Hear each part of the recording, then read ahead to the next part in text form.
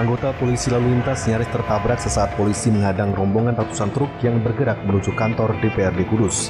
Ratusan sopir truk memblokade jalur Pantura Kudus Semarang dan sebaliknya hingga jalur Pantura sempat lumpuh. Dalam aksi tersebut, ratusan sopir truk nyaris bentrok dengan petugas. Ratusan truk dan sopir ini menolak aturan tindakan overdimension dan overload atau odol yang dinilai berdampak kepada sopir truk.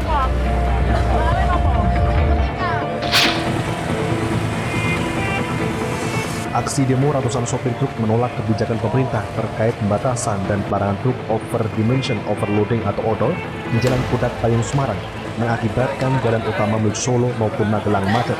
Aksi demo ini ditujukan pada instansi terkait yakni Dinas Perhubungan Provinsi Jawa Tengah agar segera menindaklanjuti kasus odol.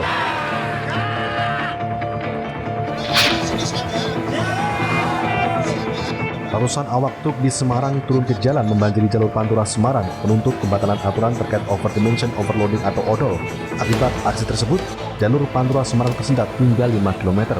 Menurut para sopir, penerapan odol semakin memberatkan mereka karena akan berdampak pada pendapatan para awak truk yang saat ini kondisinya sudah susah akibat pandemi COVID-19.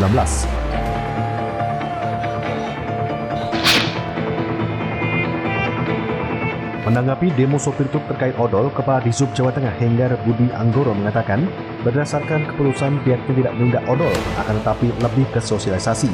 Senada dengan Dishub Jateng, di Lantas Polda Jawa Tengah Kombes Pol Agus Suryo Nugroho juga akan lebih memberikan sosialisasi atas pentingnya keselamatan saat berkendara di jalan.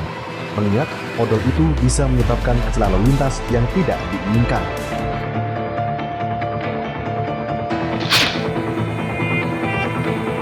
Puluhan rumah di 4 padukuhan di Gunung Kidul, Yogyakarta rusak diterjang angin puting beliung. Selain merusak rumah warga, angin juga merusak fasilitas pemerintahan dan menyumbangkan tiang listrik dan puluhan pohon. Akibatnya, arus listrik di lokasi kejadian padam.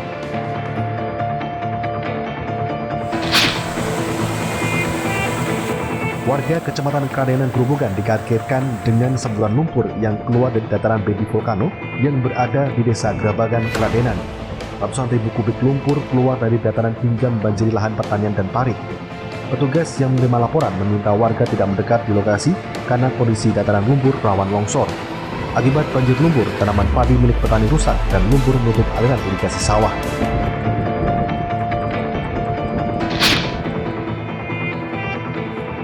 Sejumlah petani di Desa Grabagan, Kecamatan Kradenan Grobogan terpaksa memanen dini padinya akibat rusak tertutup lumpur baby volcano.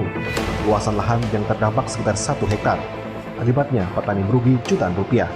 Tidak hanya merusak tanaman padi, lumpur juga memenuhi aliran irigasi sawah di sekitar dataran baby volcano. Petani hanya bisa pasrah karena lumpur keluar dengan tiba-tiba dan menggenangi lahan tanaman mereka, apalagi semburan lumpur mengandung belerang.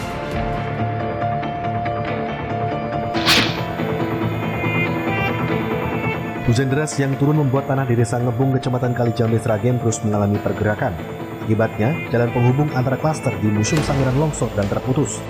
Tidak hanya akses jalan, pergerakan tanah juga merusak sejumlah rumah sehingga warga harus mengungsi ke lokasi yang lebih aman.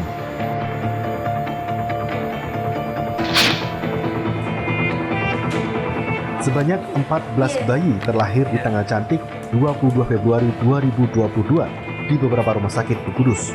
Proses kelahiran dilakukan secara normal maupun operasi sesar. Bayi-bayi mungil ini mencatatkan tanggal kelahirannya pada tanggal cantik.